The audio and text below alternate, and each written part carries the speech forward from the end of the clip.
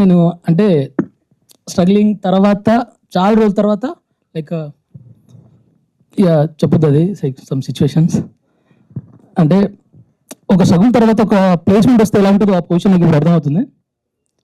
కానీ నాకు నిజంగా అంటే చుట్టూ తిరిగిన రోజులు ఒక్క ఛాన్స్ ఆడుకున్న రోజులు.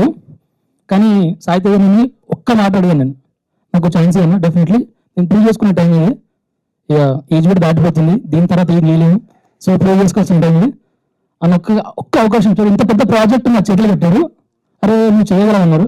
సో ఆ విషయానికి అయితే నేను ఫస్ట్ సాయి తేజని థ్యాంక్స్ చెప్పుకోవాలి. ఎందుకంటే ఇప్పుడు ఎవరు రూపాయలు పెట్టడానికి పైసలు ఆలోచిస్తున్నారు. ఇలాంటి సిచ్యువేషన్లో లైక్ ఇంత పెద్ద ప్రాజెక్ట్ నా చేతికి ఇచ్చి అరే నువ్వు చేయగలవన్నారు. దాంట్లో డెఫినెట్లీ బూస్ట్ అయితే మొత్తం సాయి తేజ అనేది.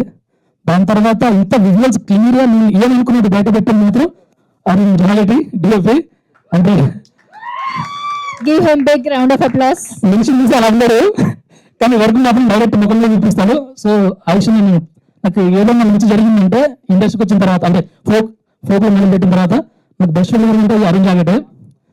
దాని తర్వాత లిరిక్స్ నేను మ్యూజిక్ లేదు, ట్యూన్ లేదు, జస్ట్ లిరిక్స్ నేను అంతే. ఈ యొక్క అన్ని మిగతావన్నీ పొగుడతారా అన్న సిచ్యువేషన్ తీసుకొచ్చింది నాకు.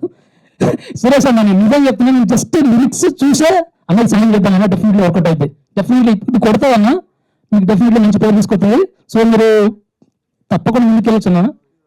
అరే జస్ట్ ఒక్క మాటతోనే నాకు ఆ లిరిక్స్ కొన్ని లిరిక్స్ ఉంటాయి లైక్ పాలతో బ్రష్ చేసుకుంటారా అది అది అన్న వల్ల సాధ్యమైంది.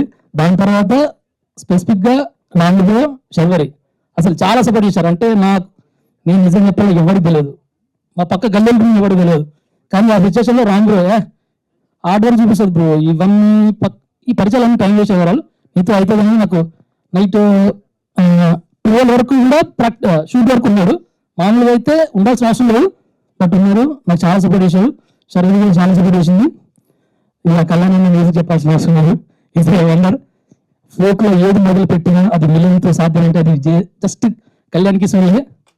ఆ అద్భుతమైన పాటలు ఏది ముట్టుకున్నా అది మరి అది చేతిలో మరి అది ఏమైనా తెలియదు. కానీ ఫస్ట్ రాంగ్ నెంబర్ ఉన్నారు.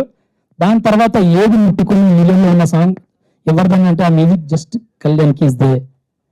ఈ అద్భుతం ఆయన చేతిలో నెంబర్ నాకు తెలియదు, ఆయన ముట్టుకుందల్లా బంగారం అన్నట్టు, అన్న ముట్టుకుందల్లా బంగారమే. సో కళ్యాణ్ అన్న అసలు అద్భుతమైన పాట ఇచ్చారు.